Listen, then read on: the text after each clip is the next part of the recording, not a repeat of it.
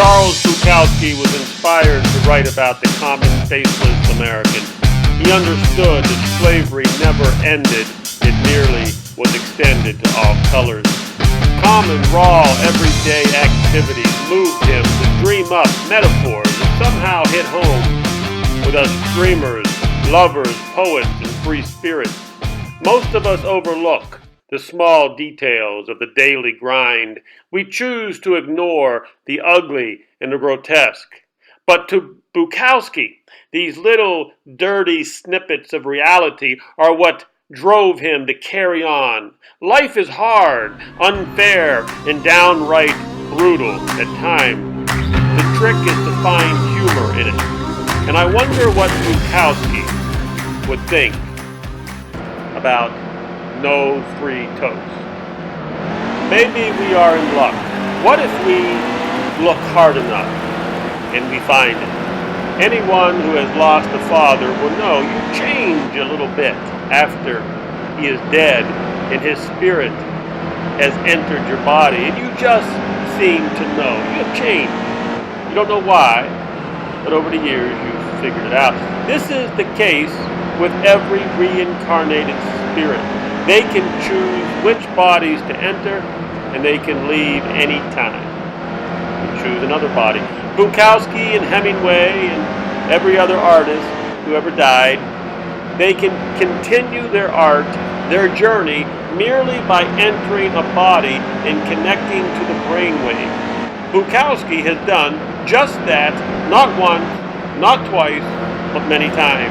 It's just so happened you have stumbled upon one of his messages from the grave, if you will. The year is 2018. The place, California. The town, Los Angeles. The setting, a rundown, seedy motel. Enter one Antonio de Palma, a 35-year-old down on his luck peasant, a nothing, a nobody. He is a jack of all trades and a master of none. It's probably why Bukowski picked him to send his message. Antonio picked up a looker, a midnight hooker, on a slow night. She must have been tired because she hung around the motel room till daylight. Want to go eat breakfast? Antonio said. Sure. They've done that a couple times before. Antonio's not a Denny's kind of man, but it was the first place she noticed. He got the feeling she liked the place. Denny's? She nodded. Okay, we'll go to Denny's. The professional girl, we'll call her the pro, did not talk much in the motel room. The pattern continued in the car. She did not know, but this might be Antonio's last breakfast in the civilized world. He's running on empty and has decided to move to Slab City, a place with no taxes, no rent, no job, no utilities, no sewer, no running water. 150 slabbers call it home. Broken down RVs, just a bunch of Americans who gave up being slaves for the corporate, fascist, crony capitalistic society from hell. So they have created another form of hell on earth. No, the pro does not know, and I doubt very much that you would even care. Antonio and his lady of the night pull into Denny's diner. It's 6:55 a.m. They've been up all night. It's 2018. As they cross the parking lot, he notices. Her skin was slightly oily. The morning sun reflected off her olive skin. Pockets of darkness sat under high cheekbones. The long black silky hair brushed away to show full glorious lips that were still red. But for how much longer? Antonio pondered as they walked in. Would she wipe the red away? He hoped not.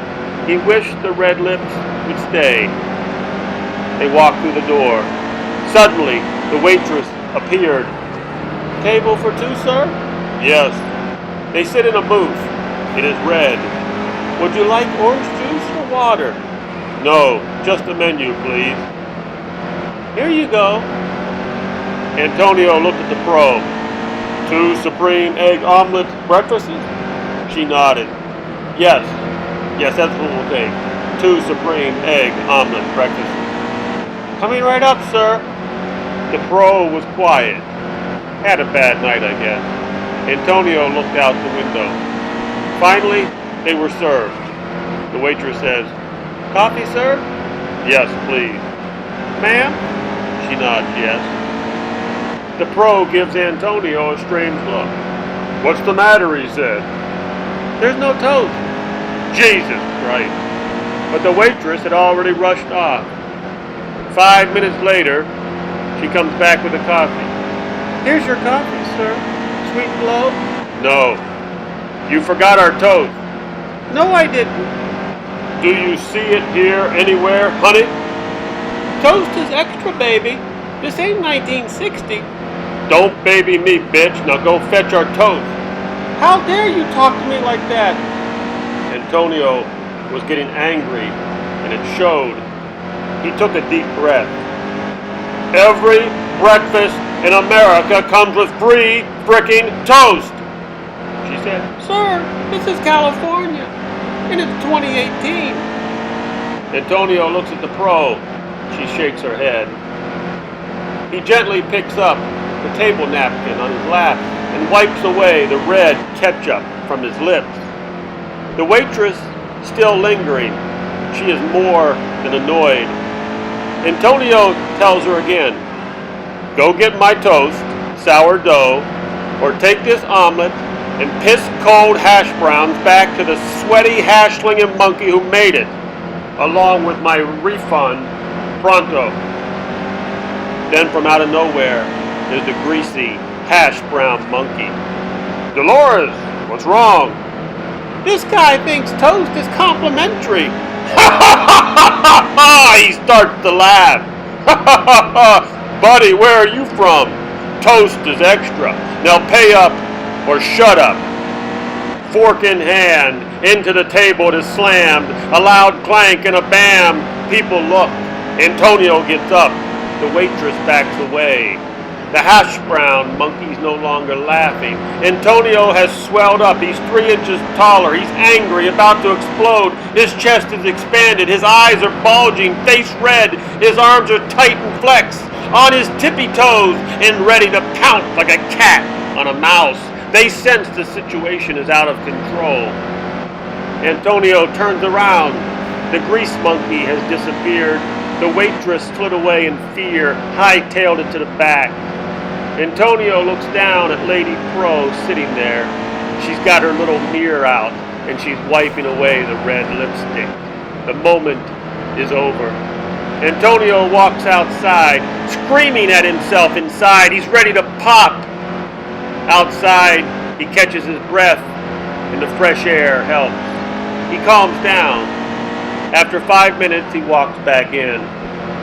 His refund is laying on the table.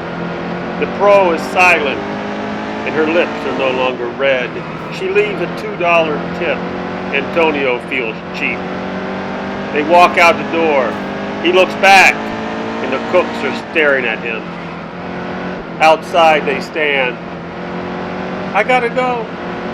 Don't you need a ride? Antonio says. No, I'm a big girl. I'll find my way. As Antonio drives away, he wonders, what kind of lunch will they serve at Slab City? Well, to start off my opinion tonight, we all know that Donald Trump has a propensity for lying. But I gotta be honest with you, I've never ever heard so much BS from Donald Trump's mouth, ever. He officially turned into a lying career politician tonight on the 2019 State of the Union speech. Let's continue. The agenda we'll lay out this evening is not a Republican agenda or a Democrat agenda. It's the agenda of the American people. Well, for some reason, the agenda that Donald Trump laid out tonight, he failed to mention military on the streets of LA. Now, maybe to some people that's not a big deal. The military doing training exercises in downtown LA. Maybe that's not a big deal for some people. And apparently to Trump it's no big deal because he mentioned Venezuela, he mentioned women and, in white flimsy outfits. He mentioned a guy by the name of Irving. He mentioned Kardashian's friend. He mentioned Iran. He mentioned this. He mentioned that. But nothing on American military troops downtown LA. That was kind of funny, I thought. Oh, and talk about worn out floozies and white outfits. I mean, what was that all about? Purity? Victory is not winning for our party. Victory is winning for our country. I mean, what the hell? Is this some sort of high school pep rally or something? It's like these guys never got out of school. They went from high school to college to government job, and now it's one big pep rally to these people. It's really pathetic. Career politicians, they really make you want to throw up. Well, at this point in the speech, there's still no mention of military troops on the streets of LA, but he did go rambling on about World War II for quite a long time. And I think, is there anybody still alive from World War II? Well, apparently there are. You're going to get to see a couple of them. Okay, but before we get to Irving the Ham, a few thoughts popped into my head I want to share with you. And I was wondering if those 100 million Americans who are out of the workforce, all those homeless in all the big cities like LA, Las Vegas, New York, San Francisco, all the people who don't know where their next meal is coming from, do they really care about World War II? I don't think so. They really care about where their next damn meal is coming from. But anyhow, let's go on to the Ham Irving because he kind of stole the show away. He's a World War II veteran and he likes the limelight. So here you go. I give you the great Irving. Irving Locker and Sergeant Herman Zaitchik.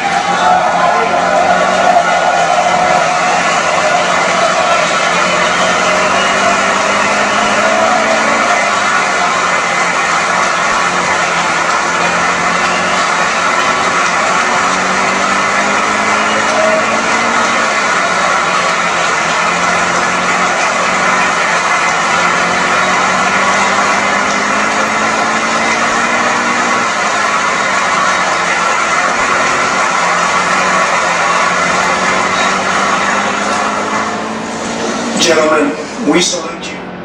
Still no mention of the military on the streets of LA, but he did say, Irving, you're a bigger ham than I am.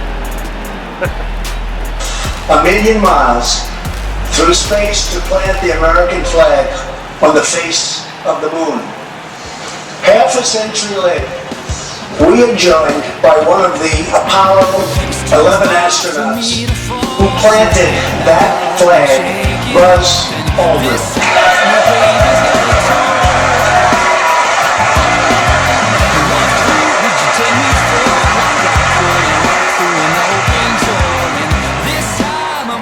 Well, there's still no mention of military troops on the streets of LA, but he did mention we went to the moon 50 years ago. Really, we did. Think about that.